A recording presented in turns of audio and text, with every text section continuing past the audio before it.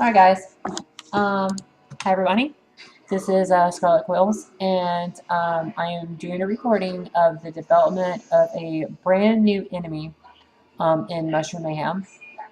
Uh, the whole point of this is to kind of show off the process of what it takes to create a custom enemy in my game. Now, obviously, doing this in vanilla Mario Bros. 3 will be quite a bit different because I've created my own custom engine. I've got my own custom collision detection and custom subroutines. And Mario 3 is the code is modular for the most part. There's a lot in the game that's very hard coded, or a group of enemies will like share a routine, but it's not made available to like all enemies. So a great example is that Goombas will detect each other and bump off each other, and so will Koopa Troopas. But the code for that kind of detection is only available to the Goombas and Koopa Troopas and other enemies that are found in their bank. And in case you didn't know, enemies are divided up in different banks. That takes up to 2 kilobytes per enemy bank, and so many enemies can fit in there depending on how complicated their code is. Obviously, if an enemy takes more code, that means it's less code for the rest of the enemies to use. So if there's a routine that is specific to an enemy and it's only found in their bank, then only enemies that reside in that same bank can use that. So if you wanted a boo that bumped up into other enemies, you would have to write a totally custom routine, because the collision detection between enemies is only in the bank that I mentioned. And that's just an example. So I've taken a lot of that code that was very specific to a lot of enemies, and I modularized it, and I put it into, so I guess I can show it off here. So let's see here, and just to give a quick tour real quick, my main development environment includes FCU XD. It's an older version because back when I worked on Mario Adventure, this was the version I used, and there were some features that were taken out in FCU XEU, I think. And some of the UI changes were counterintuitive to how I remember working on, or working in the emulator. So yeah, so I use that old version. And then I use Visual Code because Visual Code actually has a plugin that will read 6502 assembly. So as you can see right here, I can do JSR object. As you can see, I get IntelliSense for different subroutines and things that variables and what have you. So I can say load flare X, and you can see I've got a whole bunch of variables that are available. So that's how I use Visual Code. Also, I have a terminal down here where I can run a build.bat. Whenever I hit it, it assembles all the files. And there's another program that runs in the background that you don't see that kind of merges 2 different ROMs together, because so basically the assembler will build code, but it doesn't, like, in order for it to build all the levels and all the level data together, the code has to exist in the assembly or in the same directory, and you have to put all these directives and whatnot. And it's a whole bunch of complicated stuff to try to keep that information in the same folder. So what I do is that Ruben works on Ruben is my level editor. It works on a base ROM file, and it'll save information straight to a ROM. And what the assembler does is that it'll build all the code up and then reach out to that other file that contains all the assets, and then merges the 2 files together and then saves it back out. So basically, in one automated swoop, it kind of brings everything together and then spits back out into one single file. So and then we have Ruben right here. Ruben is just a custom level editor. It started out as a vanilla Mario 3 editor, and then I was going to expand on the Mario 3 engine, and then that basically turned into its own ROM hack, basically. And as you can see, you know, it's basically a WYSIWYG. What you see is what you get. You have your tiles over here, so I can click on a coin, draw some coins out.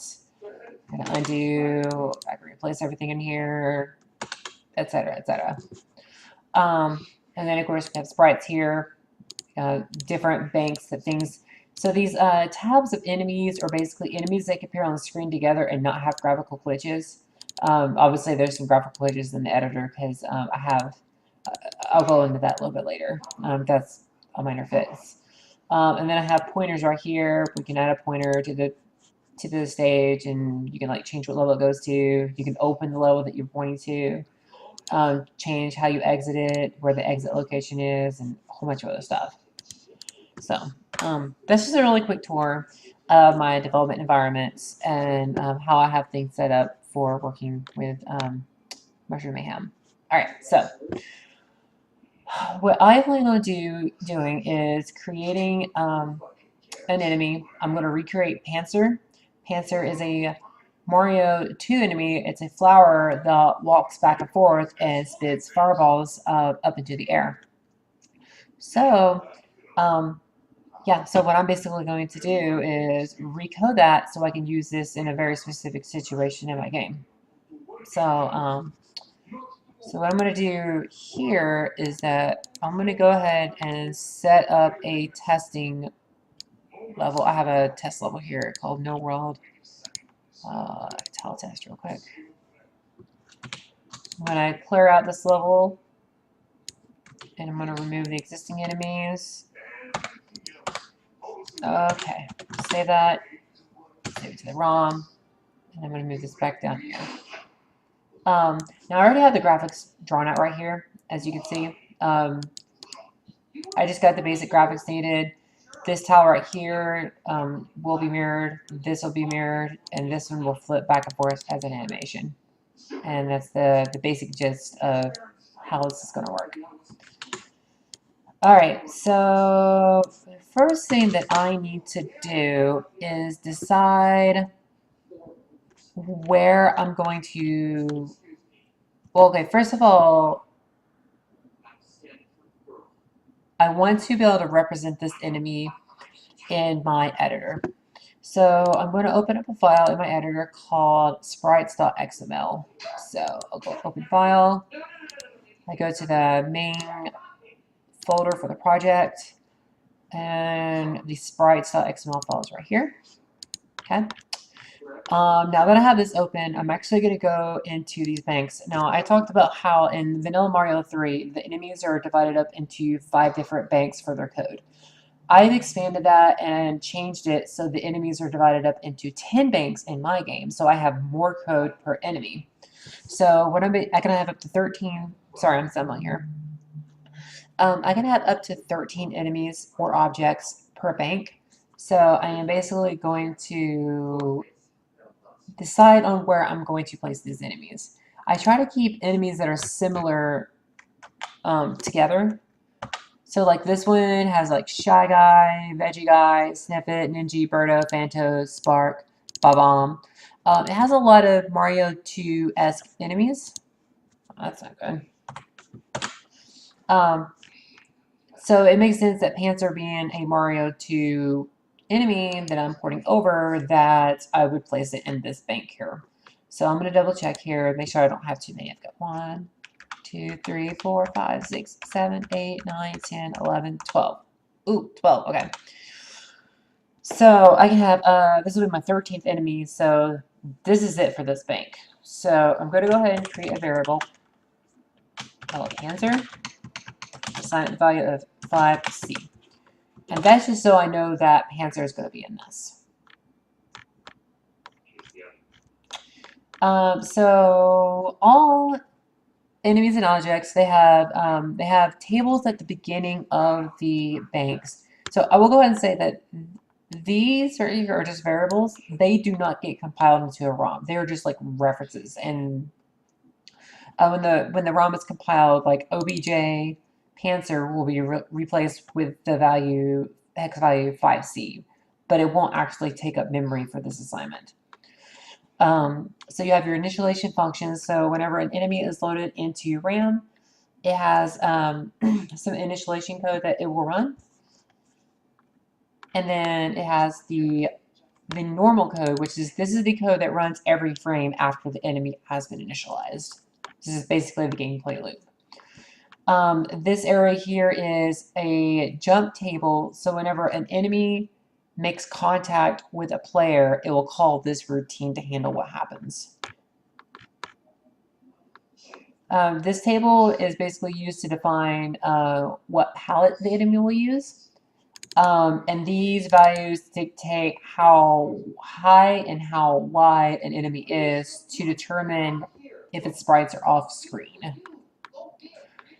This table here is to determine which graphic bank it uses. So there are four. So if you know anything about NES, there's basically two pattern tables. In Mario 3, the left side or the first pattern table is used for background graphics, and the right side is used for sprites. And with MMC3 mapper, the left side is divided up into two sections, and the right side is divided up into four sections. So in Mario 3, the sprites can be divided up into four sections. The first section is used for sprites, the second section is used for global graphics, and then you have a third and a fourth section. Here they're labeled as set PT5, which is set part 5, and then PT6. So the PT0 is basically the left side's first half. PT1 is basically the left side's bottom half. And then you have the top quarter, second quarter, third quarter, fourth quarter, etc. So I'm going to be putting this Panzer in the third section, which is basically PT5. Just because the bottom section is usually reserved for the most common enemies, which is like Goombas, and, well, I can show you right here in this emulator real quick. Let's get the PPE viewer, level. I got the turn down on this. So as you see in the PPE viewer over here to the right, you have all your, like, it's kind of hard to tell, but there's like Goombas, Piranha Plants, Cheep Cheeps. This is where all the common enemies reside. And then this middle bank right here is the one that usually gets swapped out. So that's what I'm going to target for the Panzer. And that applies to Mario 3 as well.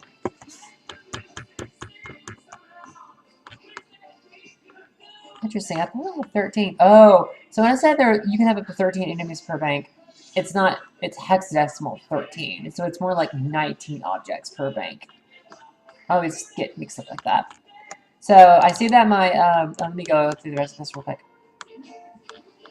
This is the graphic table. So this here is basically the routine that will happen when the enemy is killed. As you see, they're all called kill like star death, which creates the animation of the enemies exploding, which is something that's custom to my game. And then after this, you have basically a jump or a lookup table for how the frames of animation work for enemies that have animation. All right, so with all that said, since Panzer is going to be 5C, I am going to go back in here. I'm going to look for ID 5B. There it is. So I am going to copy the one above this and then paste it after 5B and modify some quick things. So the ID of Panzer will be 5B. What is that? It will be, so the width and the height in my editor represent pixels basically. And this determines the selectability. So like a width of 1 means it's 16 pixels across. A height of 1 means it's 16 pixels wide. It's kind of a limitation in my editor, and eventually we'll fix that. But Panzer is actually going to be a little bit taller, so I'm going to make him 2, because if you look over in his graphics right here, he takes up 2 sets of 16-bit tiles, so he's basically 16 by 32. And then there's this little area down here that's empty, but I can take care of that. So the name will be Panzer. And he's going to exist in his own bank right now. So the class is basically, let me go over here to the sprites here. I have, this is class 0, or sorry, class 1, class 2, class 3. Class 1 are basically global objects that can exist at any time with any object set. With Class 2, you have to make sure that you choose things that are in the same tab, or else you'll get graphical glitches. Same with Class 3.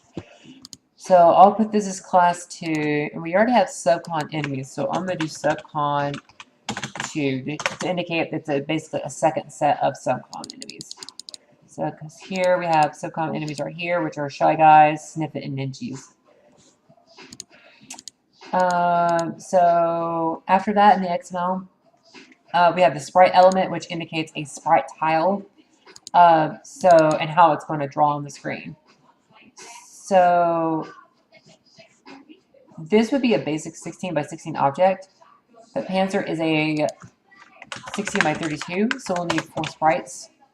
And I need to offset it because this area that's like right down here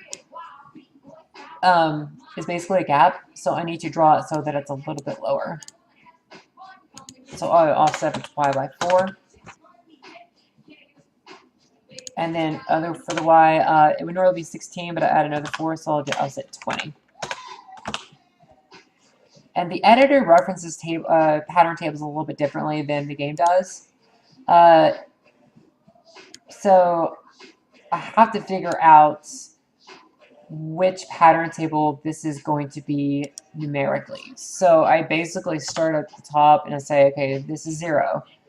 When I hit page down in YYCHR, it skips 4 tables basically. So now I'm at 4, 8, C, 10, 14, 18, 1C, 20, 24, 28, 2C, 30, 34, 38, 3C, 40, 44, 48, 4C, 50, 54, 58, 5C, 60, 64, 68, 6C, 70, 74, 78, 7C.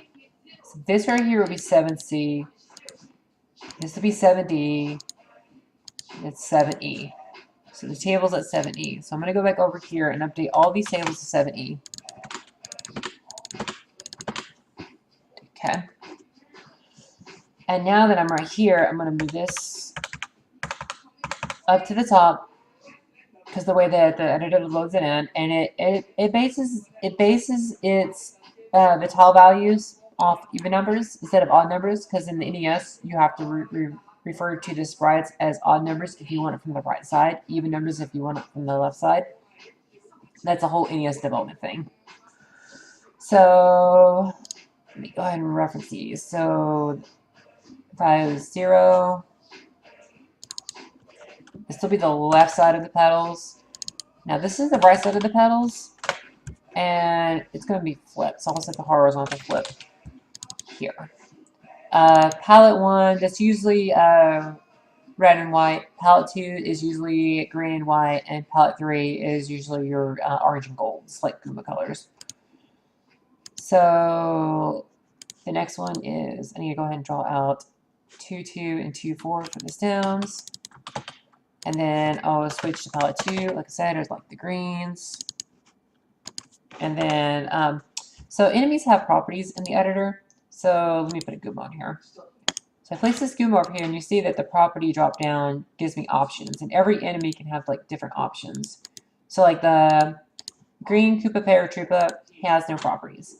Whereas the Piranha Plant has various properties that change basically what it looks like. And my editor, whenever you're drawing something, can say, okay, you're only going to draw this sprite tile whenever the property is this value.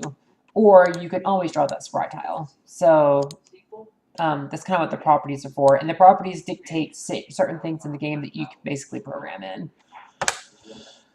Okay, so, but Panzer at the beginning will not have any properties, so I'll go ahead and do that. And then that should give me a Panzer. So I will say that. Go back over into Ruben. I'm going to reopen the project so it reloads all the sprites. Oh, got an error. Let's see here. Oh, I have an ID of 5B. Oh, that's because I copy and pasted and did not change its ID to 5C.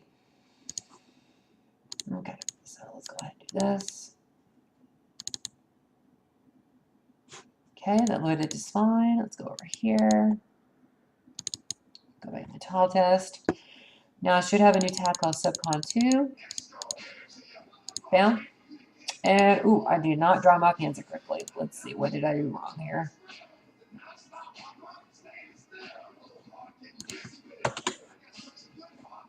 Let me see, that's the problem.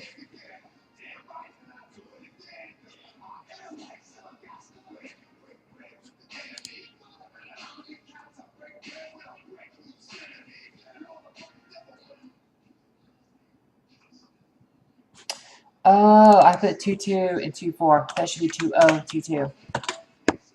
Okay. So I resaved that. I really should put an option that reloads the sprite definitions dynamically, but whatever.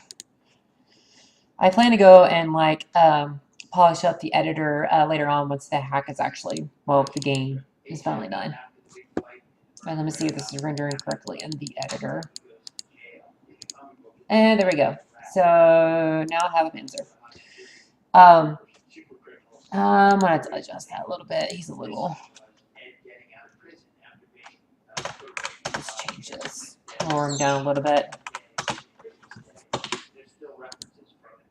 Okay, reload the project. Ruben. And then, in case you were wondering, the reason the editor is called Ruben is because I'm a huge Lilo and Stitch fan.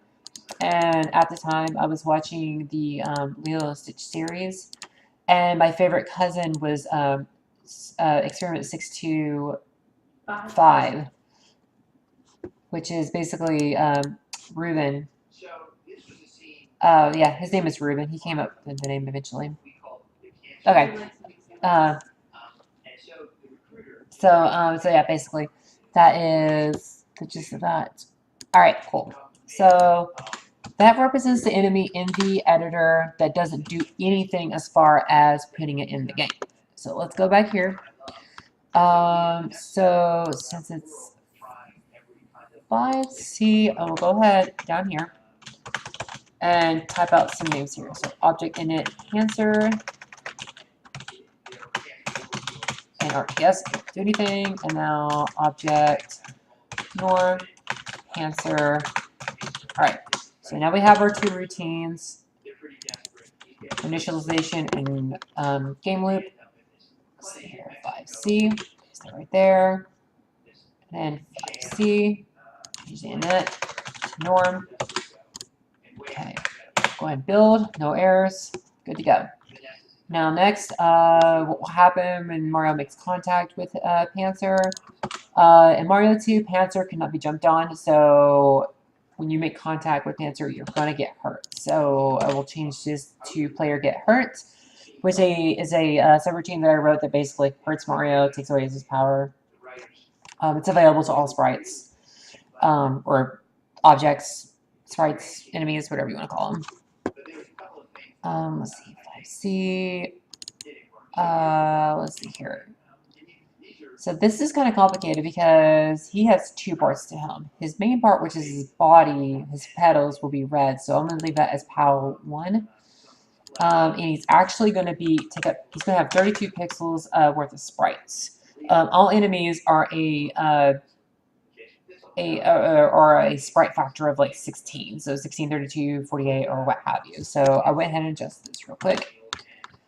And once again, this is basically used to set the color of the object and to detect if its sprite is off screen or not. Okay. And then we are going to set option 5, which is that third table in the sprite division.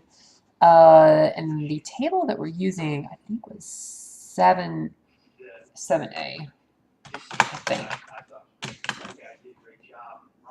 Don't remember. I'm going to go back to the sprites file real quick.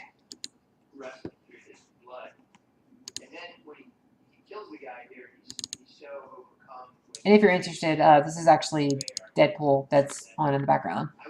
7E, that's the sprite.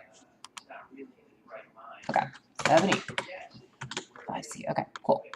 5C, it'll die. Star death is normal. And then, okay. This is LBJ5C. This is for the frames for whenever it's drawing.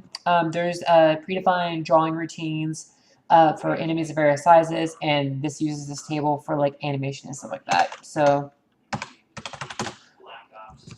I'm going to go back over here to YYCHR, and I'm going to move this back to... so this is the position it'll basically be in the PPU or the pattern tables whenever it's actually running the game.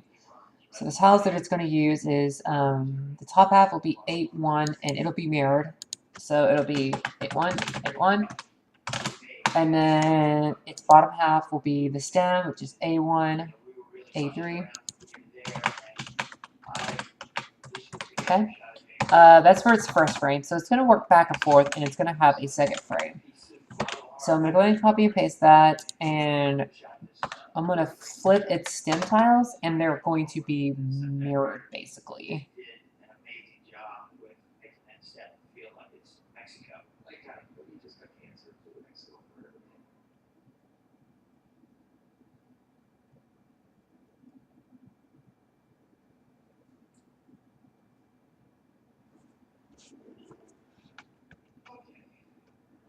Okay, sorry, I'm sitting to think about this because this is a little bit different because the top of this half will always be mirrored. The bottom half changes.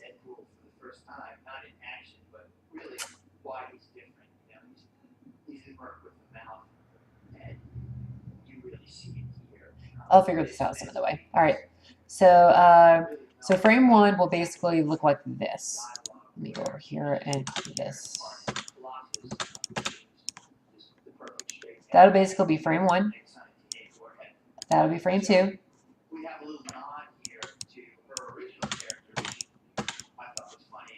That'll be frame 3. Well, I guess that'll be frame 3. And that'll be frame 4. Let's go ahead and reload that, putting that back to where it was. Okay.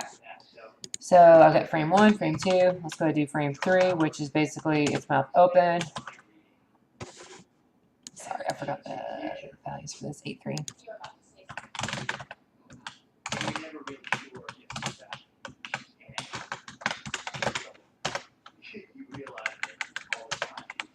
All right, so I've got 4 frames, and I'll put some comments at. So frame 1, petals closed. I don't normally comment my code a whole lot. I'm the only one who ever works on it. But for you guys, I'll go ahead and do that.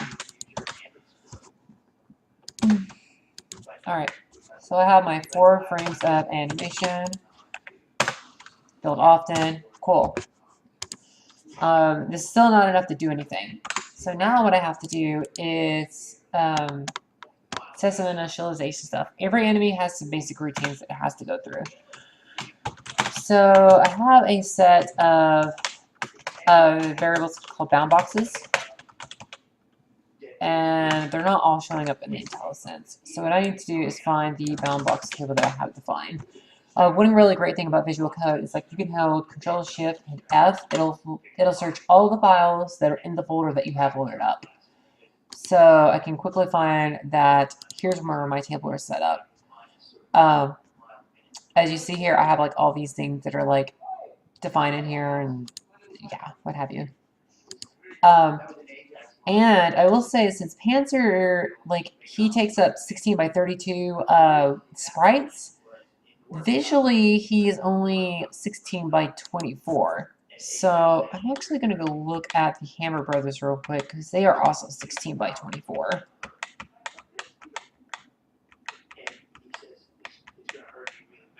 Okay.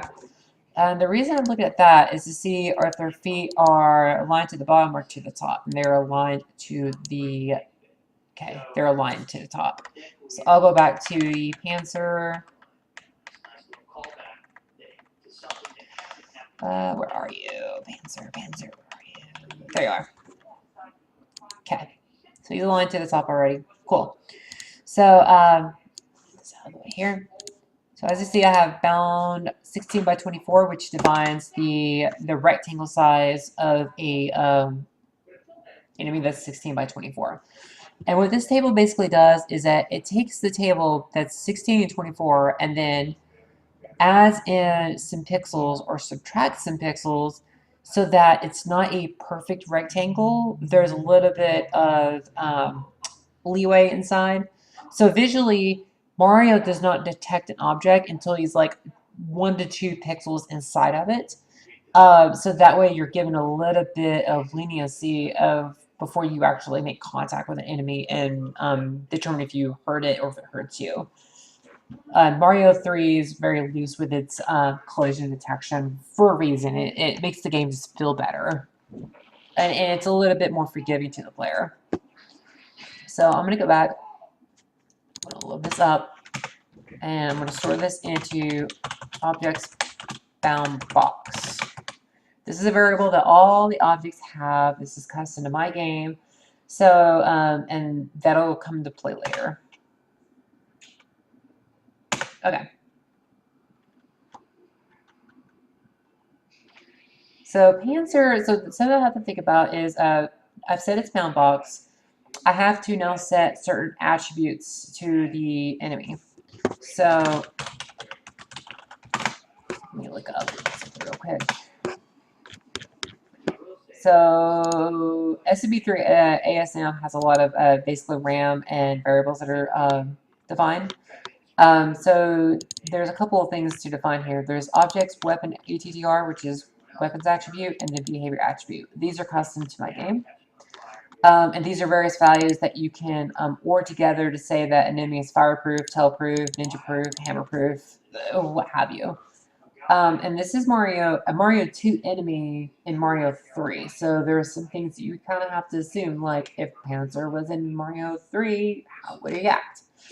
And I think Panzer is actually in Super Mario World. So, and I don't think he's vulnerable to capes. So he won't be fireproof or iceproof. He won't be hammerproof, ninja-proof, tailproof, dashproof. Dashproof is the dash attack for Firefox Mario. He will be stomp-proof though, so I will definitely grab this guy. Let's go back. So let's go forward again. Let's see here. He's not invincible and he's not projectile. Projectile proof basically combines all the projectiles that Mario can produce. Attack proof just combines everything together and says this enemy cannot be hurt. Okay. Let's go back. Let's do that into objects. To weapon attribute. Okay. This makes Panzer basically you cannot stomp on him. And now I got to do the behavior stuff. Explosion proof means that explosions won't kill it. Shell proof means shells won't kill it. No ice basically means that if an ice ball hits it, it doesn't get frozen. Instead, it gets killed, and you can have different kill routines. So, for example, potobos are lava bubbles. So when you hit it with ice, it doesn't make sense that you can actually freeze it. So instead, it just poofs away in a puff of smoke. Stomp kick sound, basically if you stomp on it and you kill it, it'll make a sound like you kicked it instead of a squish sound. Wind effects means that if there's wind on the level, this enemy will be affected by it. Hash shell means if you're able to stomp it, it will go into the shell. Carry and bump means it basically detects other enemies and it can bump the side of enemies and then bounce off of it, or it can land on the top of an enemy, or it can carry an enemy. So basically how Goombas can stack on each other in my game, this is what controls that. And then bump no kill basically means that if you hit a block from under an enemy, no kill means it won't kill it, it'll just bounce it. This is mostly used for objects like springs, keys. It just makes sure it doesn't kill those objects whenever it gets bumped. And I don't think any of this is really going to apply. So maybe wind effects might affect this. So I will go ahead and grab that. That kind of makes sense that it would be affected by the wind, since it's kind of free moving.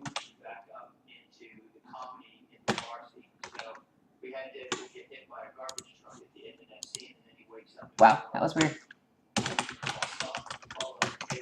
that object's behavior attribute, X. Okay, cool. So I've said its bound box, its weapon attribute, and behavior attribute. All right. So one last thing I have to set in my game is that I change how it distributes sprites to the objects. In the original Mario 3, all objects got 6 sprites. If it needed more, it had to call a funky routine to try to borrow a sprite from another object that wasn't using it. It was slow. It was horrible. So now every object is assumed to get 2 sprites, which is basically 16 by 16. But in its initialization routine, it could say, I need more sprites. So Panzer is a 16 by 32 visual enemy, so he's going to need 4 sprites. And we'll store that into objects, sprites, requested. So that whenever the game, so you only have 64 sprites on the screen at once. And the game will divvy out saying, okay, your sprite section starts here. And then it'll go, okay, you wanted 4 sprites, so I'm going to move the pointer 4 places, so that way the next object sprites will start at this pointer, basically. All right, so its initialization routine should be good.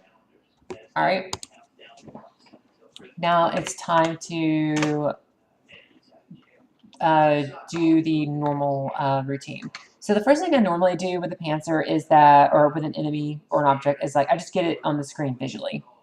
So I will go ahead and create a label called Panzer draw, and I usually always label it that because some enemies will like short circuit and it'll always just jump to the draw routine, and so I just go ahead and create that label.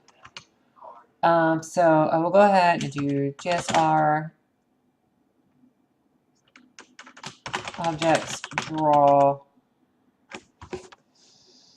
So I know that Hammer Brothers are drawn as 16 by 32. I think I have that as a function.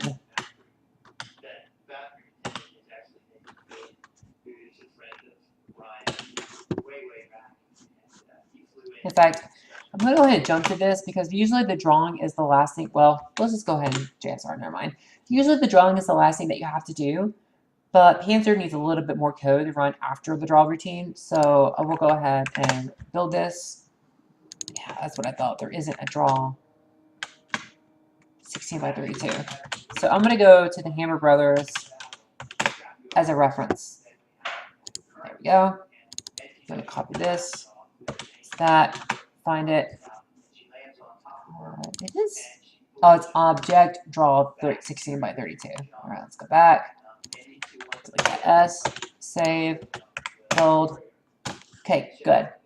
So now I need to go over to Ruben. Let's go ahead and edit this world. The pointers. This is the map pointer. I'm going to change this level to tile test. Select. All right. Save this. Save it to the ROM. Little pop-ups let you know that the level was saved, and then it gives another pop-up when it's saved to the ROM, and it'll give you notification how much level data space is available left in the game. Okay. Select. This is tile test. We are good. Enter this, and okay, cool. As you can see, we have the enemy on the screen. It's kind of ugly, but it is a start. So what I basically need to do now is I need to, a couple things I need to do is that first of all, its petals need to be mirrored. So after I've done its draw routine, I need to load in, there's a variable called objects sprite ram offset. I think it's called object sprite ram offset. There we go. And you notice that I do a comma X on all of these because whenever it calls these routines, the X is always the index to the object in that slot. So you can have up to 8 objects, and the X will basically say this is the slot that you're working with right now. There is a variable called current object index Z. So the thing about 6502 assembly is that RAM between the values of 00 to FF is called zero page, and you can use a special, you can use this lesson symbol in front of it, and it would only take 2 opcodes to reference it instead of 3 opcodes. So I actually suffix a lot of my zero page variables with a Z as a reminder to myself that, hey, I could zero page this and save some opcodes, and it'll run a little bit faster and save some space. But yeah, so this is basically gives me that current index to hit the reference everything. In case like I need to use X for something else and then I need to get the index later. And what's really funny is like I'm sitting here moving my hands, but I don't have my webcam running. So anyways, so I load up the sprite RAM offset, which is basically this is the offset into the RAM data that this sprite will be using. So I go ahead and load that up in the Y. And basically, it's going to be hard to see this, but if you can see my mouse, this will be the first sprite, and this will be 0 from the offset, this is 4 from the offset, this is 8 from the offset, and this will be 12 from the offset. So I basically want to mirror this one right here on the right. And since I said that would be 4 from the offset, I will actually load sprite RAM PTTR for Y. Okay, so basically what that does is says, all right, go to the sprite RAM, and I added special variables. Let me go ahead and show you these real quick. I have a sprite RAM X, sprite RAM Y, sprite RAM tile, and sprite ATTR. These are basically offsets into the sprite RAM data because sprite RAM is made up of 4 bytes. The first byte is the Y position. The second byte is the tile that you're using. The third byte is the attributes, which say which palette, whether or not it goes behind the background, if it's vertically or horizontally mirrored. And then the fourth byte is the X position on screen. So these variables make it easy so I don't have to remember which byte I'm actually dealing with. They're just kind of offset helper variables. So I'm going to load up the attribute of the fourth sprite that I'm actually using. And I'm going to add the SPR HFlip flag to indicate that I want it flipped. And I'm going to store that back in there. Save that. Build. Okay. Back in here. Go to my save state, enter the level, and cool. So as you can see, the enemy is now, its petals are flipped. And we still have another problem where its stem is red instead of green. So I'm going to make over here this code. I'm going to go ahead and so this sprite right here is going to be 8 and this is going to be 12. So I'm going to load up these two, load up their attributes, and change their palettes basically. So sprites, RAM is 8, 5. So I'm going to and the inverse of SPR PAL 3. SPR PAL 3 is basically 2 1 bits, and I'm going to inverse that. And basically what that does, it clears out the palette bits for the sprite RAM attribute. It clears it out so I can reset it, and then I'm going to pour 2 into that, turn it green, and I'm going to store that back into that right there.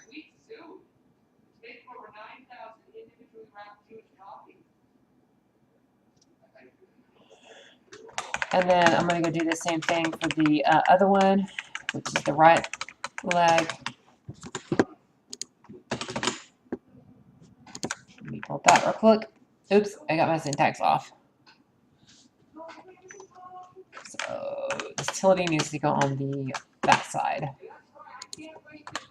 The utility is basically an inverse, which flips the bits. So if it was a 0, it goes to 1. If it goes to 1, it goes to a 0. And I'm not going to explain too much of what the AND operation does. Alright, it built, and look at that. We got a green stem. Now, he doesn't do a whole lot right now, so now I need to animate him. So I'm going to go back to the code. I'm going to create a label called Panzer Animate. And something that I do is that, so Mario 3 had this concept of objects data, where every enemy object was given about 13 bytes of data that it could use for variables. And rather than have to remember, so like when South Park 3 created this, he just labeled them objects data 1, objects data 2, and so on. And that's not very descriptive of what they mean. So I found out that you can actually assign labels to an existing label so you can use that instead. So for example, I can go use Panzer animate ticks objects data 1. So now Panzer animate ticks is mapped to objects data 1, and that has way more meaning to it than objects data 1. Like, it's hard to know what that actually refers to. And whenever the game initializes, everything out like objects data 1 through objects data 13 or 15 will always be 0. So I will go ahead and use that, and I will, for every game loop, I'm going to increase that. Then I'm going to load back up. And then I'm going to do a shift LR, shift right, and it 01. So basically that reduces it down to 2 values. And since the game loops and it'll tick once, it'll take 4 game loops before this value is switched to 1, and it'll stay 1 for 4 game loops and then go back. The 4 comes from the fact that whenever you load this up, but yeah, this is like programming stuff that it's probably beyond most what people think. So anyways, I'll load up the ticks, shift them over, and then I'll store it in the objects frame. Objects frame is a variable that's used by the drawing routines to know where in the animation table to start loading up its tiles for drawing.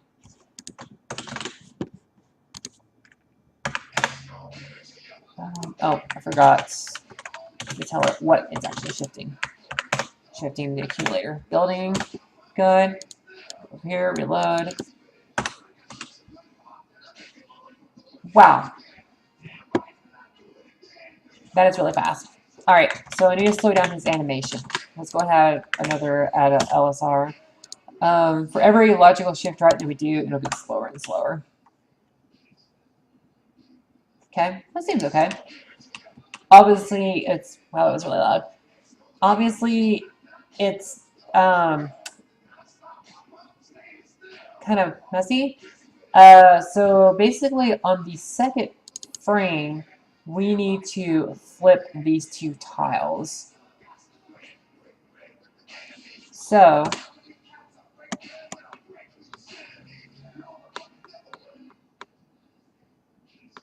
all right, so let's go ahead and do that. So I'm going to go down here, and I'm going to, I'll put a little comment that says, turn,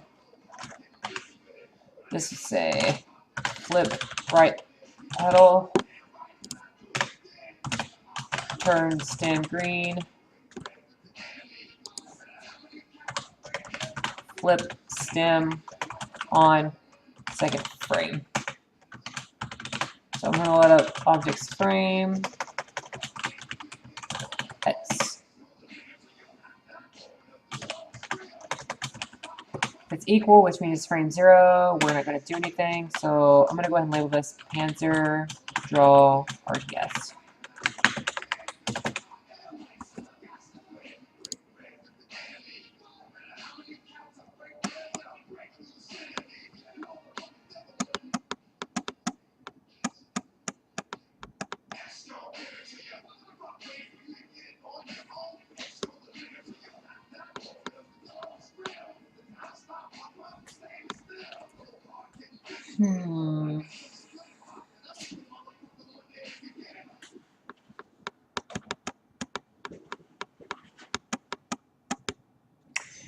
Actually, thinking about this may be more complicated than I initially wanted to do. So what we need to do is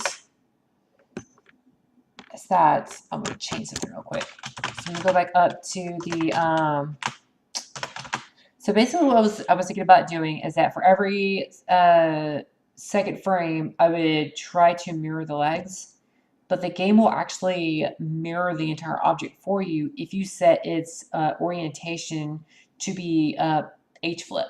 So it'll flip all the tiles, but then reposition all the tiles so that it looks appropriate. So I'm going to go back over here. And I'm actually going to remove these 2 frames.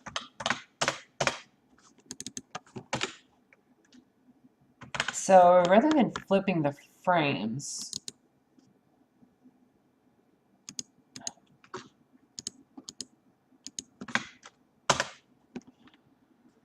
I'm going to create a lookup table, call it answer animate flips.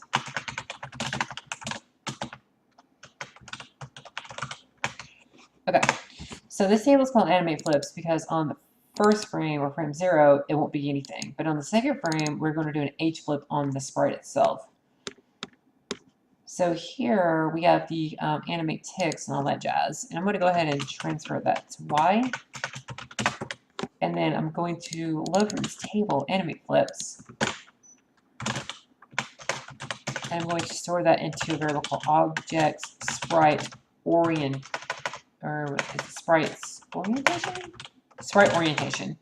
Sprite orientation basically determines if it's vertically or horizontally flipped. And like I said, it doesn't just flip the tiles individually, because if you have a object that's 16 by 16 pixels wide, if you just flip their tiles, it won't look right. You will have to change the position so that the right tiles are on the left and left tiles are on the right. And this will basically do that every frame.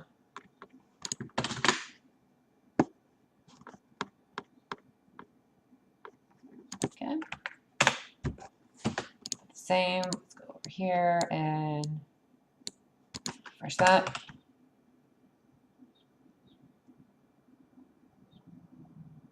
Almost.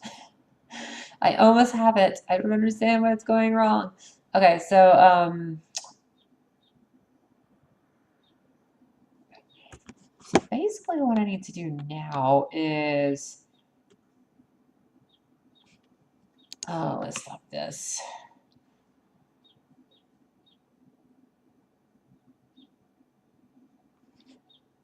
So basically whenever it's mirrored, it's flipped over. So basically the pedal that I have to mirror changes per frame. So in the first frame, the right pedal has to be mirrored. On the second frame, the left pedal has to be mirrored. Ugh. All right, so I need to add some checks in here.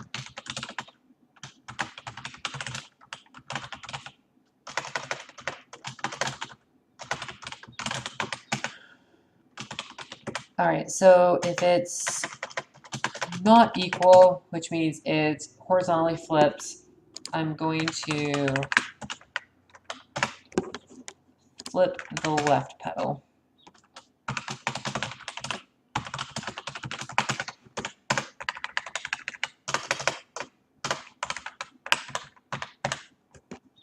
Okay.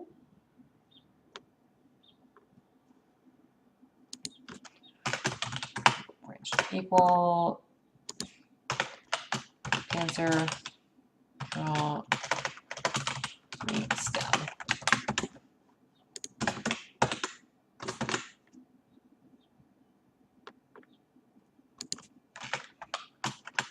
Answer, pedal.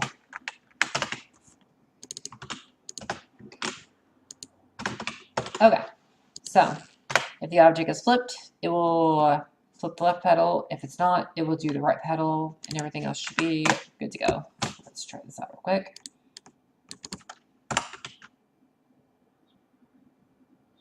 Interesting. All right, so this is definitely not working the way I expected it to. Let's see here.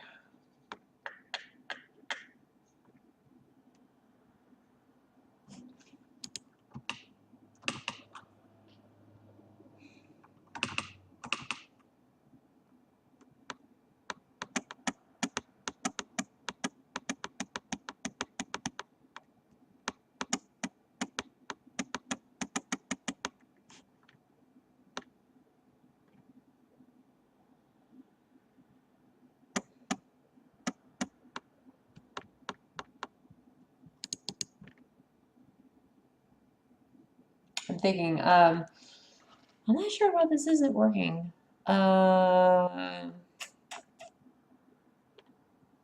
Very, very strange here.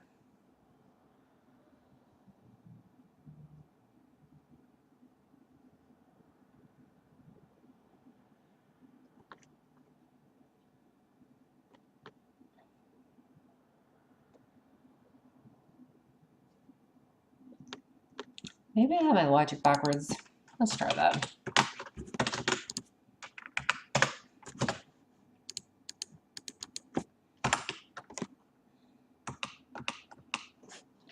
Interesting.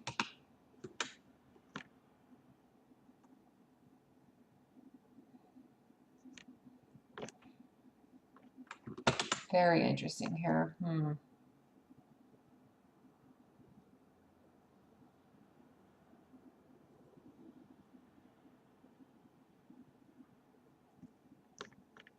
All right, so here what I will do is I have a special variable called debug snap, and that is set to always be 7FFF. Make sure I don't have any other debugs. Okay. So basically, by storing the debug snap, I can just set a debug for the breakpoint of 7FFF. Let's go ahead and reset this.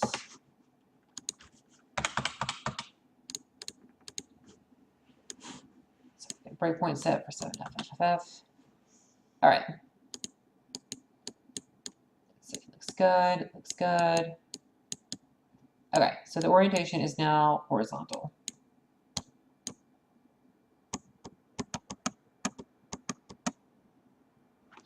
Oh, it's already flipped, so I need to unflip it. Oh, all right, all right.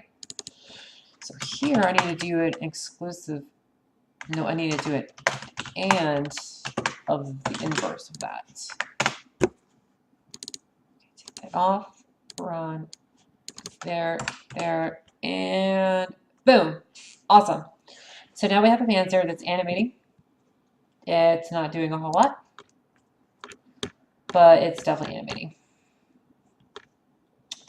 So now what I need to do is that at the beginning of the routine, I need to tell, there's a variable called player halt game Z. If this variable is set for any reason whatsoever, that means the enemy has to not do anything other than draw itself. So if it's equal, it could do its normal routine. So go ahead and create a label called panzer normal. Otherwise, it will jump to not panzer animate, because he shouldn't animate whenever the game is halted. He should just go to straight draw. And the reason I'm doing it this way is because they jump from this point at the top right here to the panzer draw. It'll make it just fine for a jump, but as I add more code, it may get too large. So this basically ensures it so no matter how much code is in between the beginning of the routine and the draw function, it'll always jump to it. And once again, I'm like moving my hands, and you can't see that because I don't have my webcam on me right now. Okay, so now I have to add some functionality to this enemy. So first thing that we need to do is say that delete off screen. This is a function. Bless you. This is a function that detects if the enemy is too far off of the screen to the left or right, and if it does, it deletes it. Then there's object move. This basically applies your standard movement of an enemy to apply its X velocity and to automatically apply the Y velocity with gravity.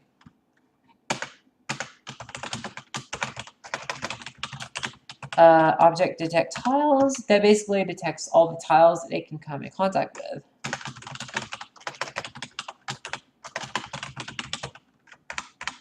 Interact with tiles.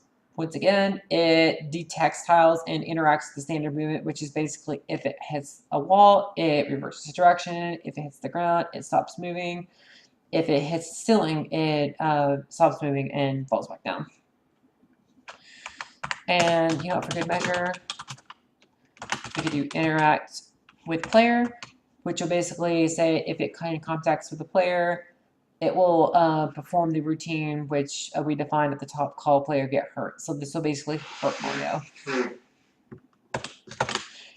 Alrighty. Let's go ahead and build that. And now the Panzer, as you can see, is slightly off the ground and it's not doing anything. And let me just show you real quick. It's not doing anything with Mario. It's not hurting him or anything. So when I reload this, the Panzer should actually fall to the ground, and when I run into him, it'll hurt Mario. Oh no! That didn't work. Oh, okay. So I forgot another routine. I always forget this routine. Calc bound box. The calc bound box just takes the position of the enemy, takes the size of its rectangle, and then basically defines its upper boundary, bottom boundary, left boundary, and the right boundary. If I do not call this, then the game does not know where the enemy is in the overworld, basically.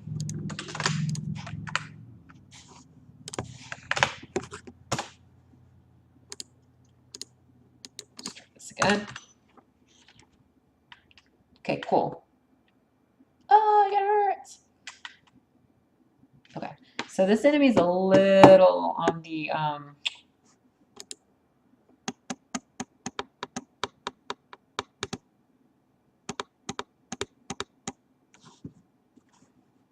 let's see here. I gotta do something about this enemy.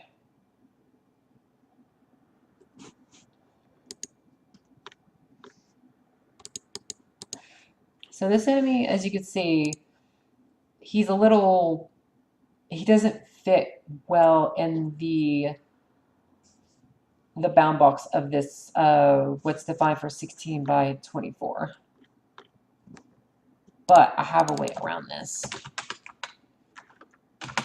So go to the definition of calc bound box. I think I have a function called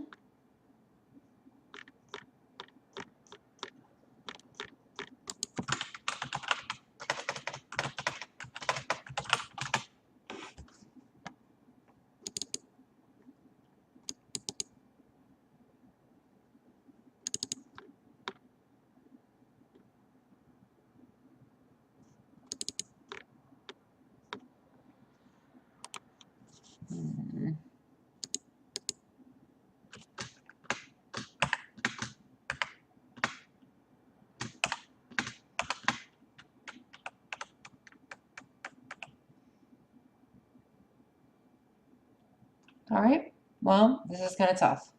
So what I could do is I could redraw his stem. So basically I'm looking at his stem, and you see that we got these 2 pixels there on the bottom. That's just not going to work.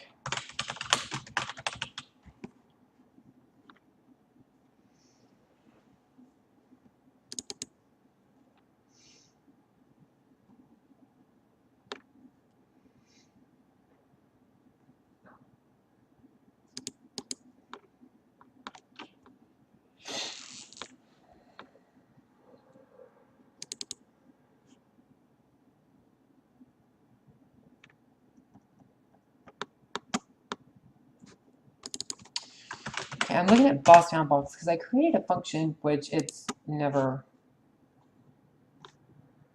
used apparently to have a custom bound box. So I don't think this is used anymore. I should probably take this out. Look at that. Doing this tutorial and I'm taking custom code out.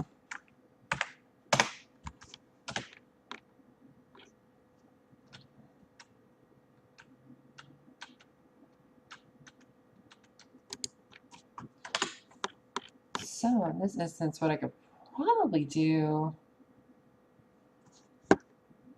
as annoying as this is that I'm going to modify its bottom to be 2 pixels lower.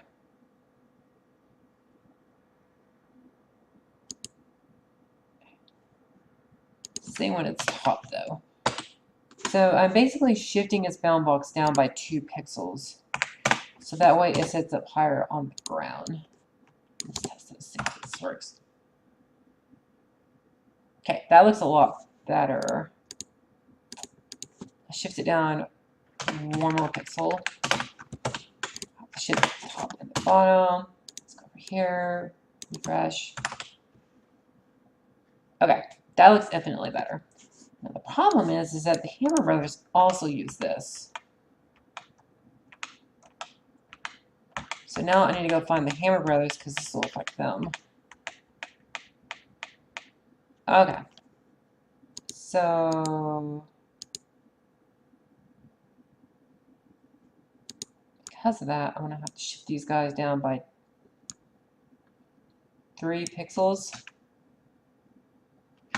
That's not going to work. Oh, biscuits.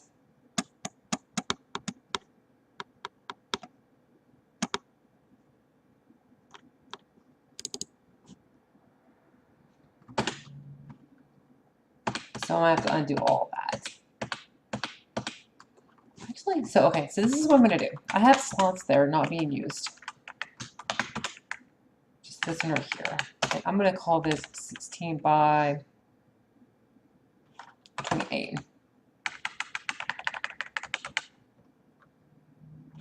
So I'm going to go ahead and copy this, and I'm going to undo the bound box back to where it was. Okay. All right, so this lookup table is back to where it was. And now I'm going to replace this one.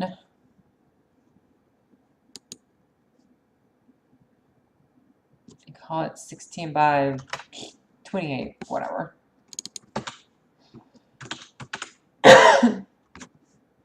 So now I need to go in here and call this 16 by 24.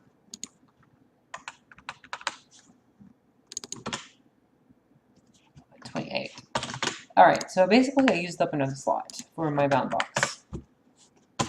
Cool. So you are 16 by 28. Let's go back to Panzer.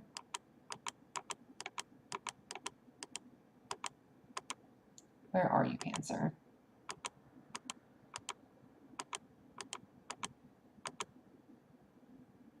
Okay, cool. I will replace his bound box. That's build. Fresh in there. Yay! And just to verify, I'll go back into the level. Move Panzer over to the right. Let's go back to the Hammer Brothers. We'll put a Fire Brother in there. Refresh it. Make sure he still looks okay. Okay, cool. Hammer Brothers still looks fine.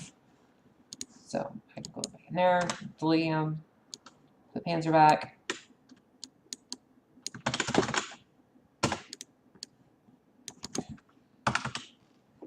All right, so I have a Panzer. Cool, and he can get hurt. Now I will say that the code that's written to actually hurt enemies for like, fireballs, stuff like that, that is handled by the individual projectiles. So if I throw a fireball at him, it should kill him. Cool, no problem. And let's see here. Let's make sure here. Make sure his ice physics work the same. Let's see, freeze. He freezes. I can stand on top of him. I can pick him up, kick him. Cool. He slides. And he's gone. Oh, and he regenerates. So the... Cool. All right. And just for... make sure shells kill him. Ooh, shells do not kill him. Why didn't shells kill him?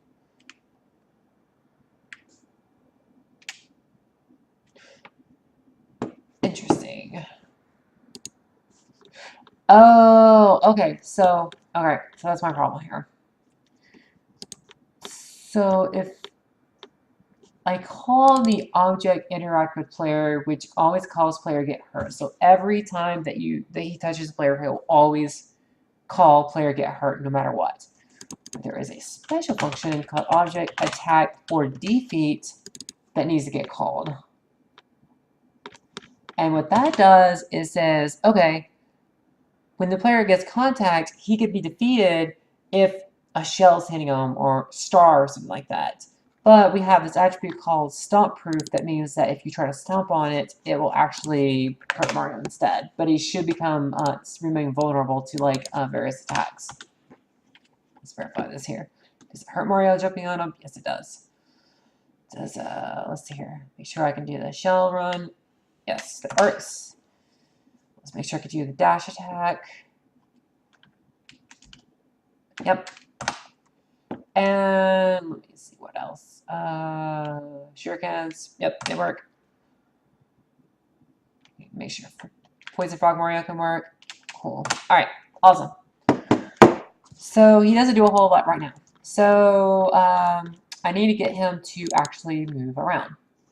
So on player initialization, what I could do is I have to call calc boundbox forced.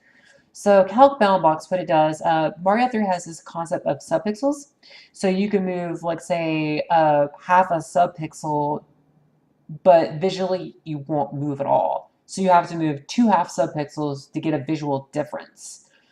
And what my game does is it goes, okay, you moved a subpixel, you have not moved enough to change a whole pixel. If that is the case, I will not recalculate your bound box because you were the exact same bound box as you were the last frame. But then if it sees that it's moved a whole pixel, it'll go, okay, I'll recalculate it. It kind of saves on calculation time and space and what have you. It'll also say that if it's detected tiles and it hasn't moved a whole pixel, then the tiles that were there before, it'll be the same. Unless there's been an update to the levels tiles, like say you grabbed a coin or the ground disappeared, then the game will go, oh, I know you didn't move a half pixel, but the blocks changed the last frame, so you need to go ahead and recalculate your bound box and detect stuff. So anyways.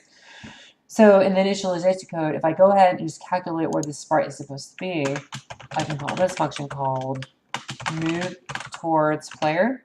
And this subroutine will basically detect which side the player is, and it will move towards that, move towards the player on it. Yeah. So go ahead and build that. So when I first come along, it should move towards Mario. Hey, look at that. It moved towards Mario. So let's go over to the right. If I come over to the left, he should move to the right. Boom. Awesome. Okay. But, you know, he's a pretty easy enemy to avoid. So we want to give him a little bit more here.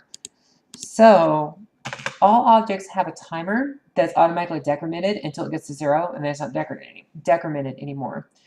So what I will do is utilize that timer, and if it's not equal, which means it's not 0, in order to continue animating. Otherwise, it will call move towards player again. So when the timer decreases to 0, he'll move towards the player every single time. And then once that's happened, we'll put some arbitrary value and it'll reset. So that way, after a little bit of time, it'll say, oh, okay, I need to turn around and go the other direction if Mario's on the other side. So periodically, it makes sure it's heading towards Mario in the right direction. And just to make sure that in the initialization code, we will go ahead and set an initial value of 80. So we'll go ahead and test this out and see if this is long enough. So let's move towards player. Look at that. He hesitates for a second, but then he will move towards Mario. Cool. So he's a little bit more dynamic now. So now what I need to do is that I need a subroutine that fires fireballs now. Let me think about this here. So basically what I need to do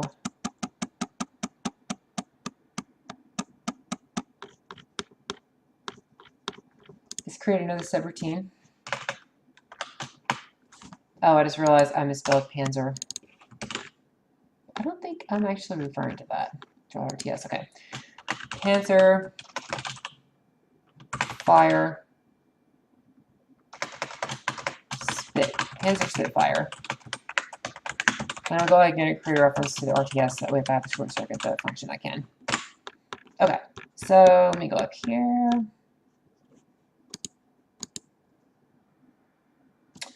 So I will go ahead and create another variable, fire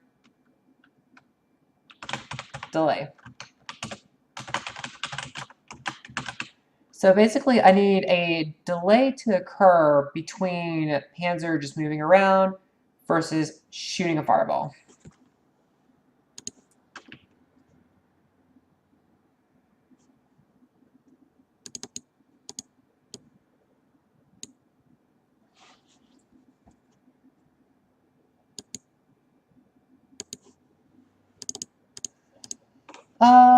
Actually, I won't do that. I'll call this Panzer idle. Will be the amount of time that Panzer walks and just idle. Well, he doesn't idle, but I'll say walk timer.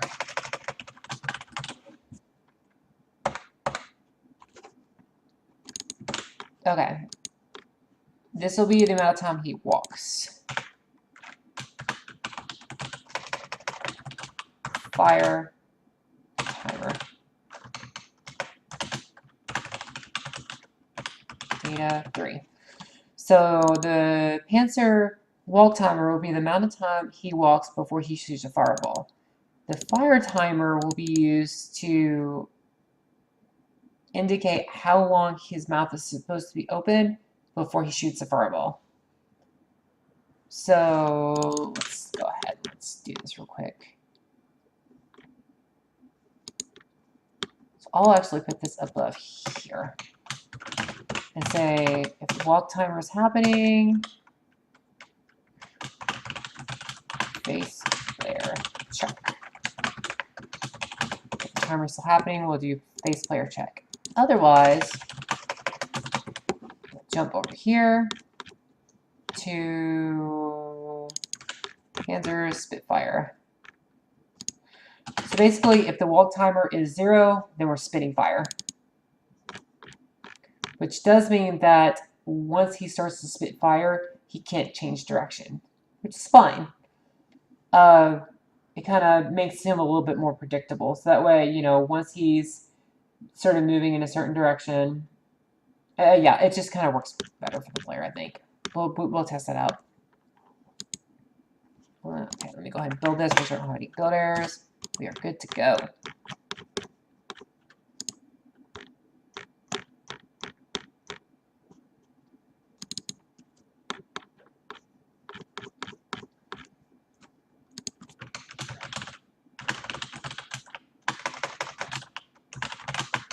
All right. You load up this Panzer Spitfire. It's not equal, which means if we're waiting on it 0, then we will exit out. So basically, if Spitfire is 0, so basically the only time this will happen is if his walk timer is 0 and his Spitfire timer is also 0. So whenever it is 0, what we could do is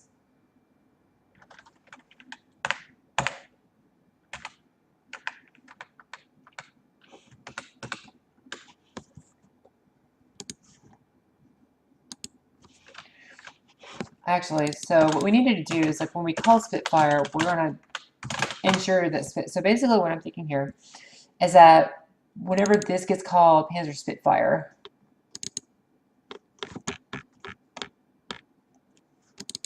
oops, I got the wrong variable name. I got to make sure that when it gets here, it's not 0. So when you decrease it, you will load it up and see if it's 0.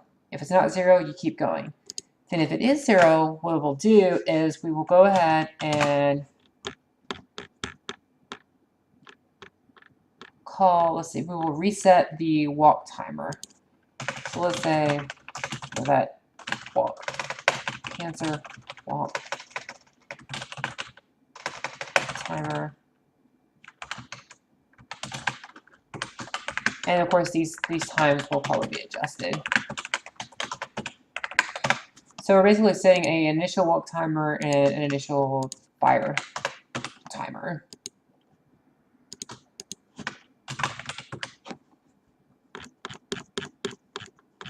So we'll go down here. So if it gets here, it'll start decreasing the fire timer. If it's not 0, it'll jump over. If it is 0, we will go ahead and let's go back up here. We will actually copy this. We'll call this Panzer reset. Make this a little easier here.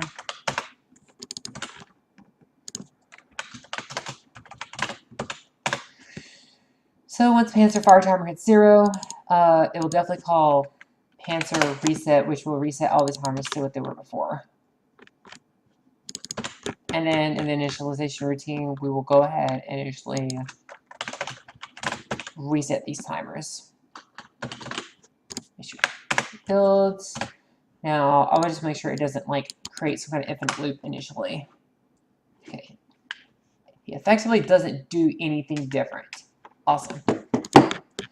So now let's go ahead and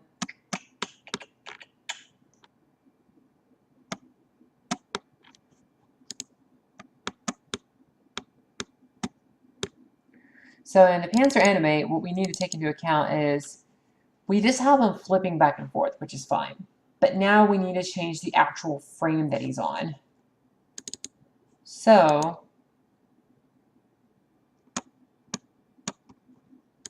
this is what we'll do. We'll go into, we'll load Panzer walk timer. And if the walk timer is still depleting, we'll just draw as normal. If it's 0, then his mouth needs to open up to indicate that he's about to shoot a fireball.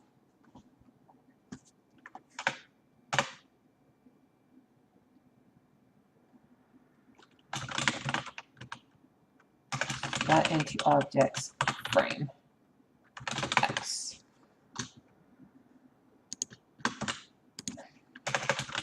All right, so what I need to do here is say the frame is always 0 unless the walk timer has depleted. Then you need to open its mouth and set its frame to 1. So I was going to set it to 1.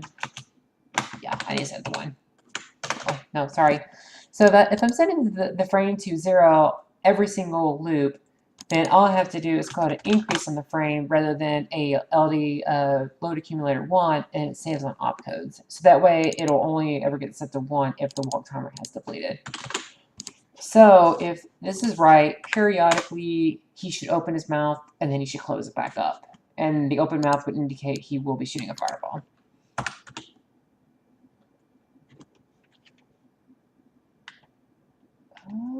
It doesn't seem like it's working.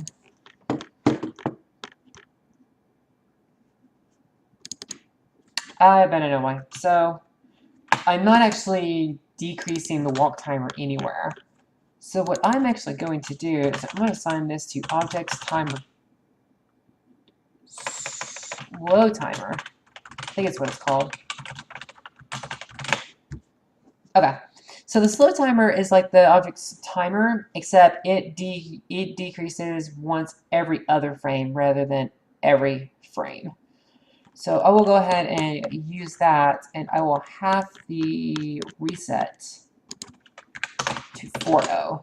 So that way it will automatically decrease, and we don't have to remember to decrease it ourselves. Let's see if this works.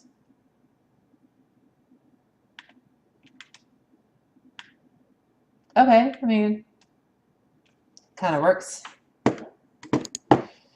So the fire timer, I think, needs to be increased a little bit. The walk timer needs to be decreased a little bit. Let's see how this works out now. 2.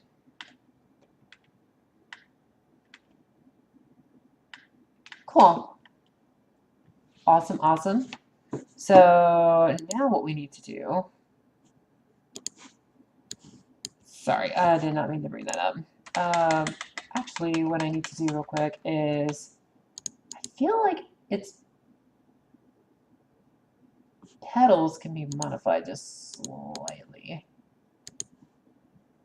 Let me see if I can modify this real quick.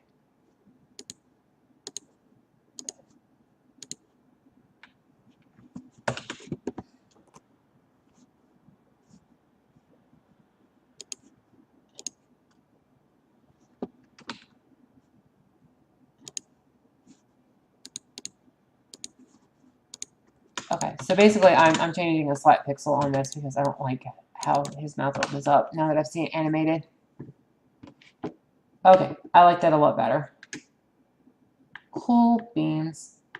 All right, so now I needed to get it to actually shoot an actual fireball.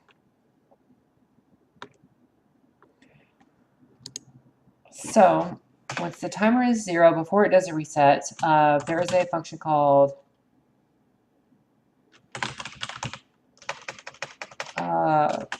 pair special object.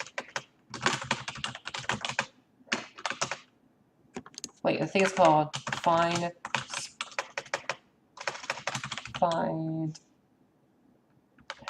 special object find empty.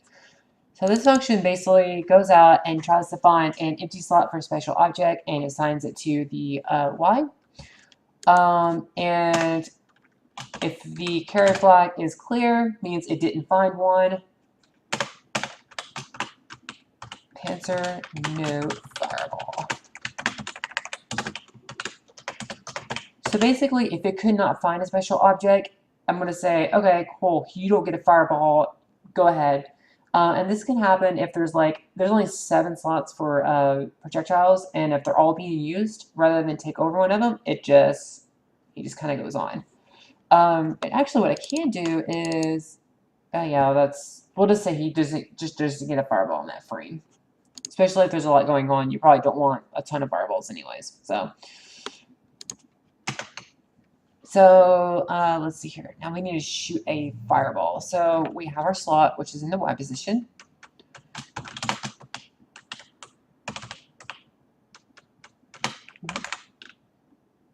We'll use a regular fire. Well, there's a big fireball.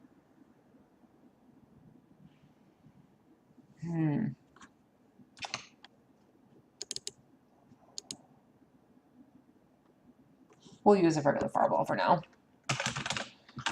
And there are variables in here for special object IDs and stuff like that.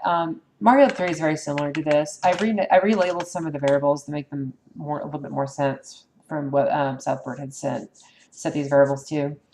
So we're going to say the ID of it if it was a regular fireball, and we'll take the object's X position,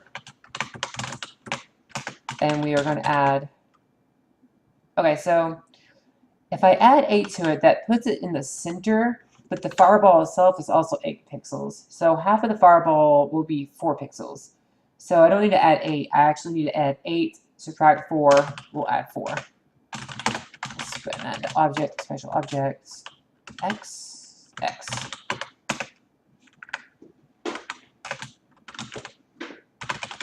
X. X high. Add carry. So we're basically taking the object's X position and we are adding 4 pixels to it and moving it to the right, and we're gonna, of course, if there's any carry flags, whatever. And now we're going to take the object's Y position. I'm going to add about. I don't think I have to add anything. We'll stay with the same Y position as Panzer himself.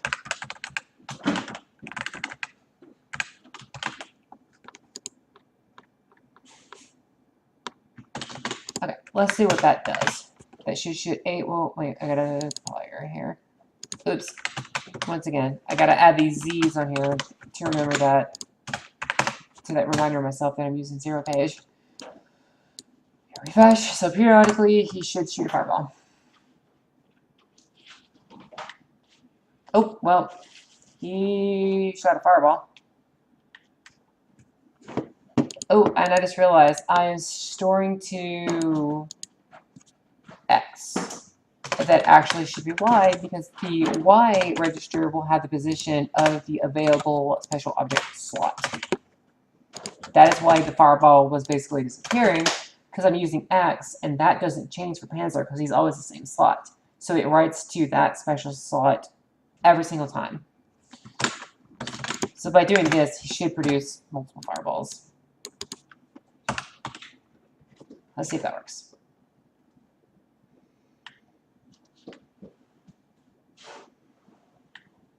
Okay, so he's producing fireballs. The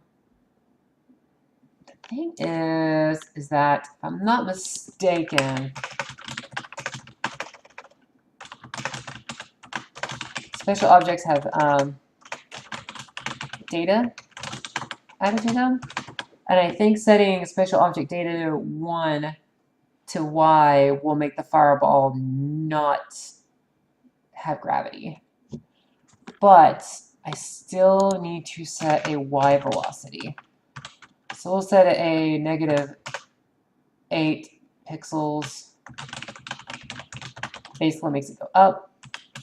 Y velocity, Y. All right, so this should make the fireball not have gravity and make it sure it goes up. Let's see.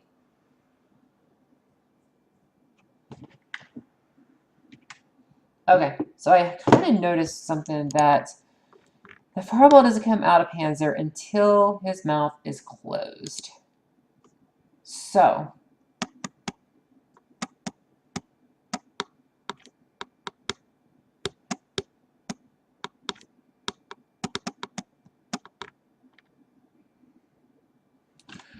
what I need to do is probably halfway through his timer is whenever I actually need to shoot the fireball.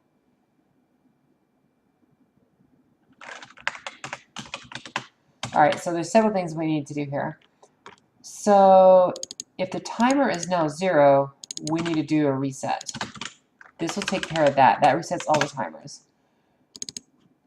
Otherwise, if it's 18, if it's not 18, then keep going. Once it hits 18, which is half of 30 in hexadecimal, then it'll shoot the fire, and then that'll basically keep his mouth open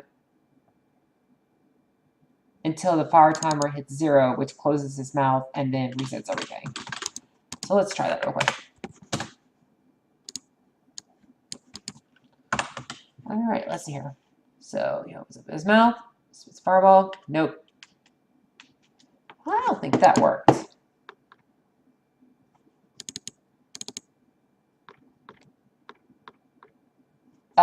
Because I have the reset down here.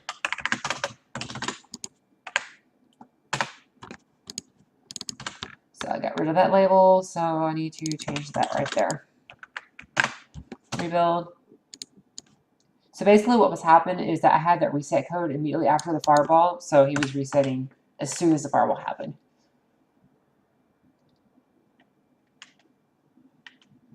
Okay. So now I need to probably speed this up a little bit. Just make the fireball move a little bit faster.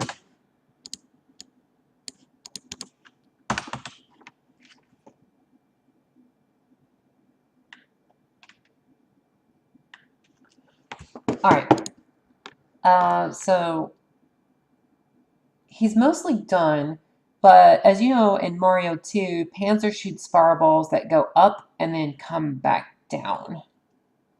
So that means I need to code in a new fireball, basically. So let's go ahead and just do that real quick. This shouldn't take long to do. So what we will do is, like, we'll take his fireball from, let's see, where's this fireball at in Mario 2? I actually have Mario 2 as a reference. And as you can see, the Panzers don't look exactly the same, which actually, now I think about it, he needs, it's close enough. All right, so let's see, where is his fireball that he spits out? Is this it? That it right there? I don't think that's his fireball. But you know what? Let's do this. There is a fireball that Birdo uses in this game here. There it is. That guy right there.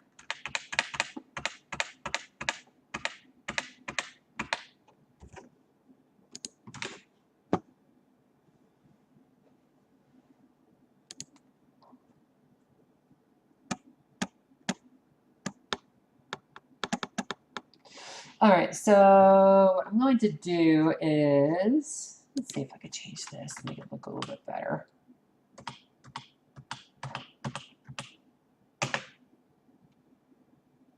That looks weird. That looks weird too. I don't like it.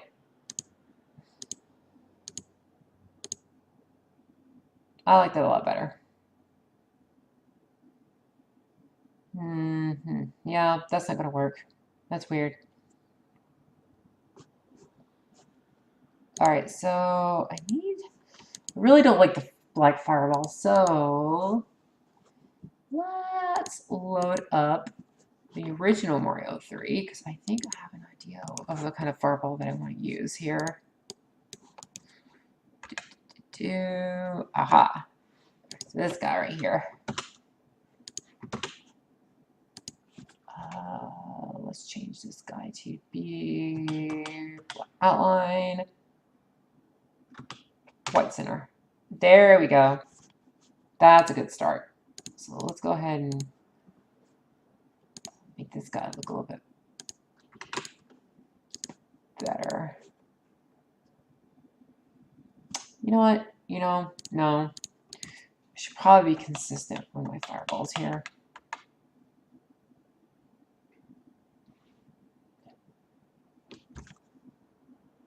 Yeah, I'll use these fireballs here.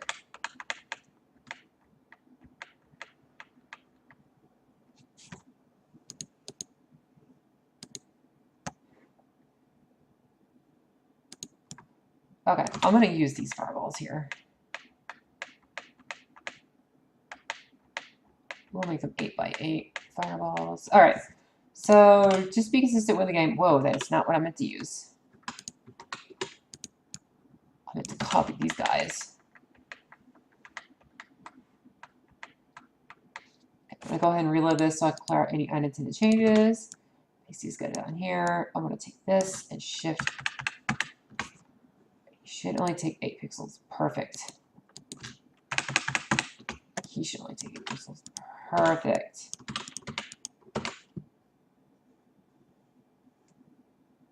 All right, so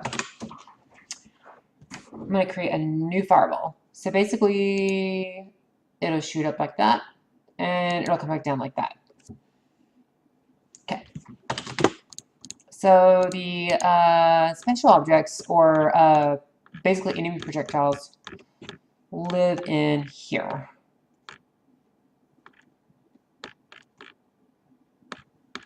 So what I'm going to do is I'm going to copy the original enemy fireball.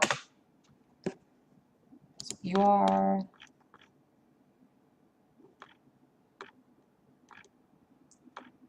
Because it's basically like a fireball, but it's going to have slightly different behavior.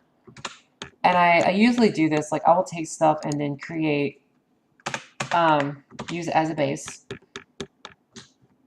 And I will change it from the word, oh, we need to replace this. Actually, what I'm going to do is, to be safe about this, I'm going to take this code in here, I'm going to cut it out, bring it over here into Notepad. Notepad++. This word fireball, you call it fire blob. Sure. So we now have a fire blob. Paste that. We'll paste that in there. So I'm going to change a few things here. We don't care about the no gravity thing. We definitely want gravity. So I will delete these guys. And I will delete those guys. We want to apply X and Y velocity with gravity.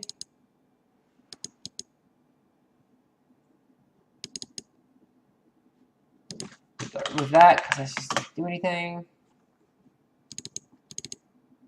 Calc 8x16, which is good. Attack, hit player, same. Detect the world. Special fire tiles. There's no ice. I'm going to keep this in here because it is fire, and this code basically detects interactions with like things like ice and stuff like that. So I make sure that that stays the same.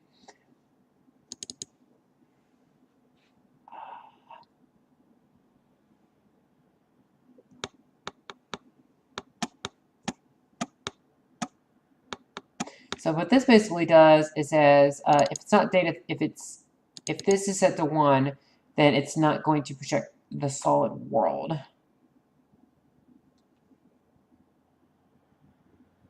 We want this to detect the solid world, so I will leave all of this in as the same. So we'll take that out.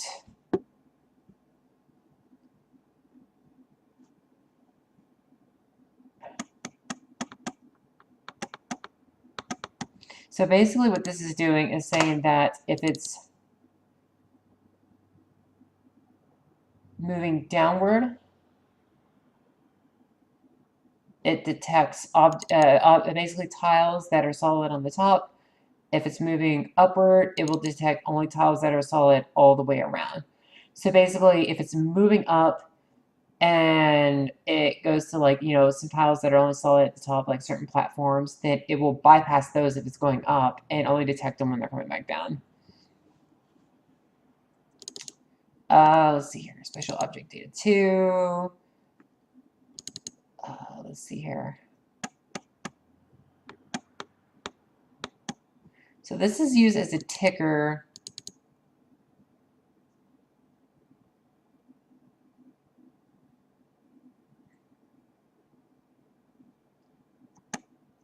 Oh, so this is basically if it hit this is for fireballs. So basically fireballs are given 2 chances to detect tiles. If they detect a tile the first time, it takes 2 hits before they poof away. But in this case, we don't care about that. So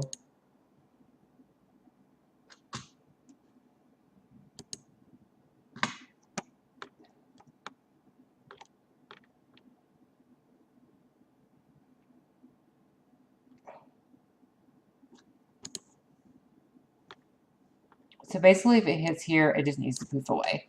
So basically I'm going to take out all this code that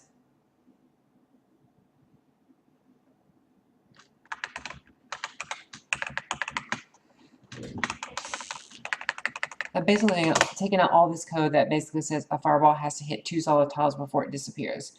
Because that's only for the bouncy fireballs, basically. Take that out.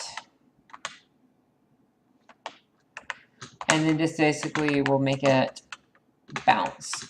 If I'm not mistaken, this isn't referenced anymore, so none of this really matters. So since I copied this from an existing thing here, I'm going to call this fireball detect pops. So that actually makes a little more sense. Hit solid.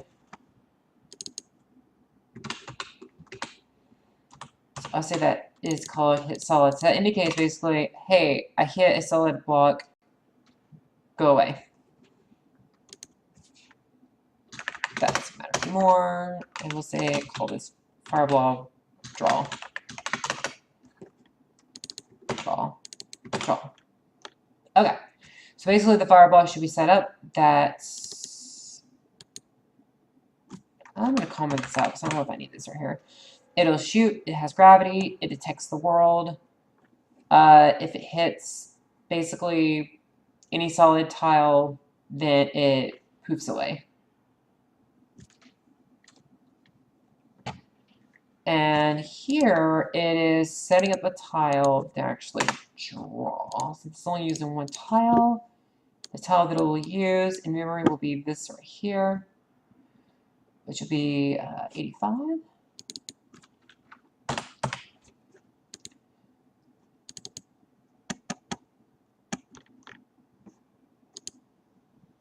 Actually, you'll probably need an enemy fire block animates. So we'll move this so that way if the game is halted, he still draws. Otherwise, it animates. So let's go ahead and add some lookup tables here for fireball tiles. These are 2 tiles here. 5, 5, and then of course I think 8, 7 for the next one. Okay, there we go. And then I actually will go ahead and add this again. And you'll see why. Enemy fire blob attributes. 2 SPR PAL 2 SPR PAL 2 or SPR B flip H flip SPR PAL 2 H flip.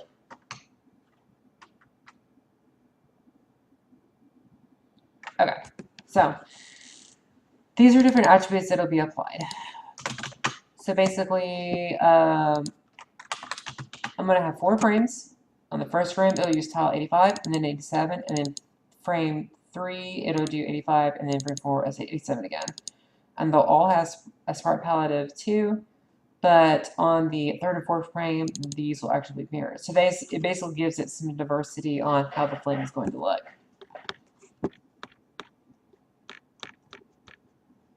And then what I will do is say, create a variable called enemy fire blob frames, which my wording is not consistent at all. And we'll set this special object data 1, which I don't think I'm using data 1 in here. Nope. Good to go. So we're going to reanimate, we'll increase this. X. And then when we go to draw it, we'll load it up.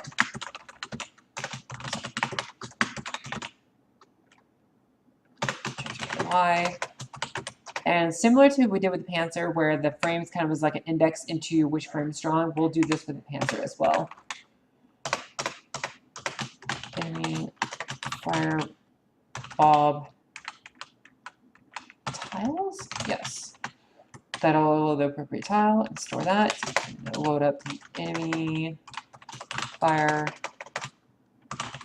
bob attributes. Store that.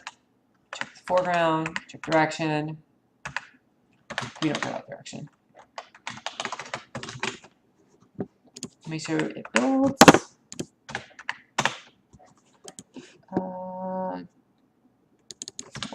Multiple time. Oops. Didn't realize I have it there. Alright, so see if that builds. Cool, that builds. Alright, so now I have the routine in here, but I need to actually define it. So there's a table up here. Oh, let's see. Ah, there it is. Right here. So this is basically the jump table that handles all the different projectiles. Skull, frost, corner debris. We have nothing. All right. We have special object. We have another look up, well, assignments. So we have all our special objects set right here. I have some old ones in here because the code like referenced old ones and it wouldn't build without the variable being defined. So yeah. So we have the cannonball still, lightning bolt, explosion star, flame, skull, frost, popped out coin, brick debris, blooper kid. Alright, so I don't really use the blooper kid anymore. Make sure there's any blooper kids being used. Alright, I am taking over the blooper kid. Fire blob. It should build because there's no references to it. Awesome. And you are now 14, which is the blue. Yep. Alright, so now we have a new projectile called Fire Blob. And now I'm going to go back to the Panzer. I will change this to use as object Fire Blob.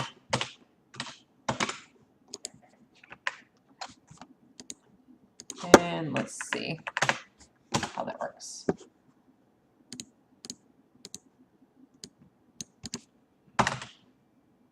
So now when he shoots up the fireball, it should go up. Oh. Interesting. So when I save the graphics, they don't actually get loaded into the game unless Ruben detects a graphical change, and then I resave to the ROM. Okay, let's go back to this. Let's bring it back up. So now the graphics should look correct. Kind of, sort of, not really. Let's change how high this thing shoots up because I can't really tell that it's going up very high. Let's see here. Oh, wow. He needs to go up way higher.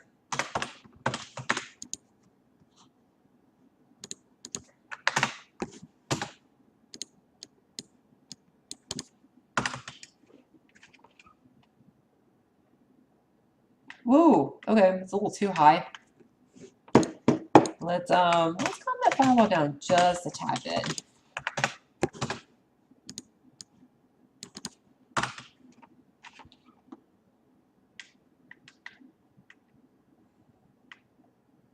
Okay, cool. It still hurts Mario, that's for sure.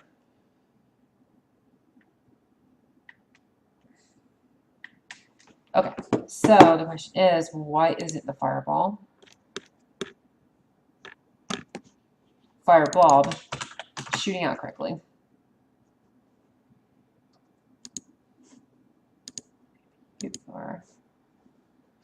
Oh, because here on the during the animate, I am not capping it at its value 3. That's exactly why. Let's try that out now.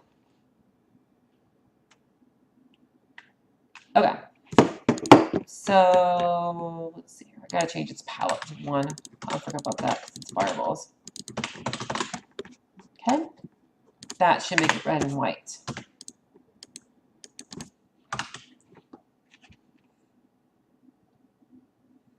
Look at that. That's beautiful.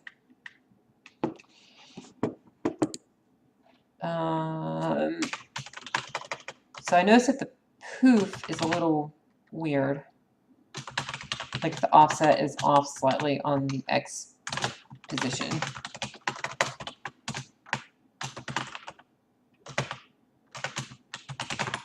So when it hits something,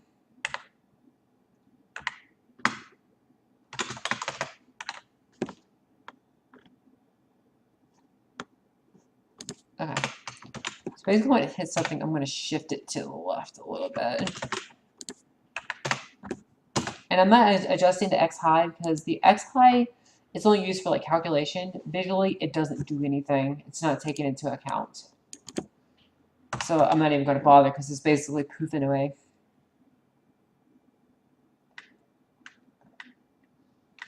That looked a little bit better. Let's try minusing 8 instead of 4. And it's like little details like this that make a huge difference.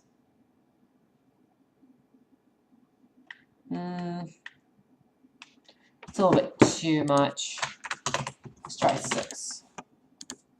4 may be fine. I just may just be not looking at it correctly. Shoot up. In fact, I think 4 might be fine. Let's look at 4 again real quick. And I'm actually going to turn on the trace logger to slow it down. Just to see how this looks. See if this looks as good as I'm hoping. Oh yeah, that's perfect. That's exactly what I wanted. And one thing I need to make sure is that Firefox Mario should be immune to fireballs. And he's not.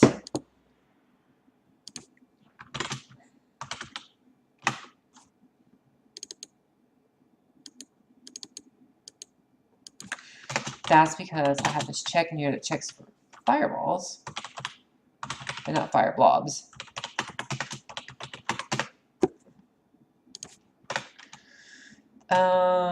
Check box immunity.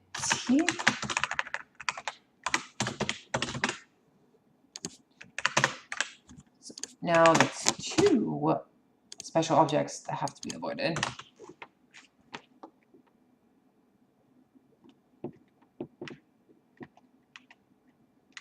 Awesome. Awesome. Okay. So there's one last thing that I want to do, and that is, okay, if the special object's y velocity is negative,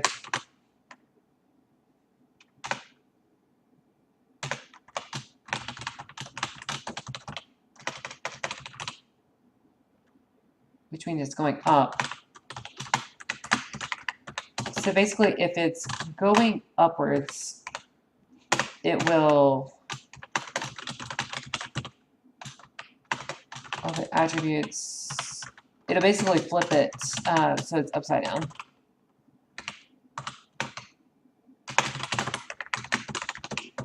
All right, so if it's moving upwards, it'll take its special attributes, which is like, you know, and flip it vertically.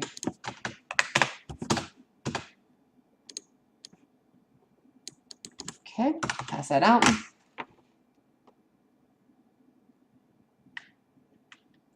Not quite. Oh, because I was referencing the Y register instead of the X register, because the X register is the one for the actual current special object, just like regular objects. Spit that out. Awesome.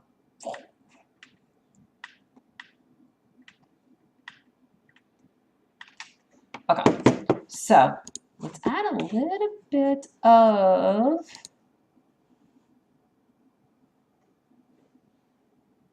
okay. So yeah, I was going to go a little bit further with this, but as you can see, that is the gist of the enemy. It's a fully featured enemy. Works perfectly great. Actually, let me test one thing real quick.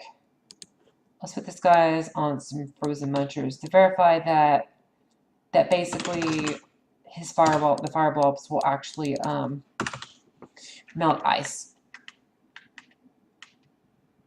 Perfect.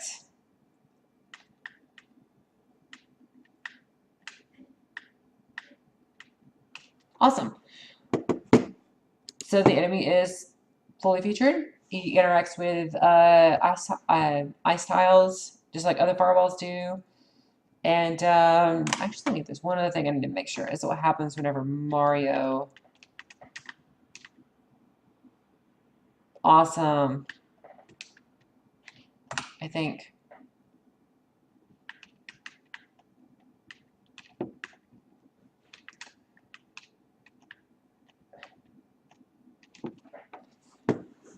Hello, bug. That's really weird. Okay. Well, this tutorial's gone on long enough, and I hope this has been insightful for you guys for basically how I do my development, how I create custom enemies, and all the things involved, and basically how my custom engine works. So I hope you enjoyed this video. I know it's really long-winded, and yeah, I will talk to you guys later. I hope you guys look forward to playing this game. Working really hard on that. Bye.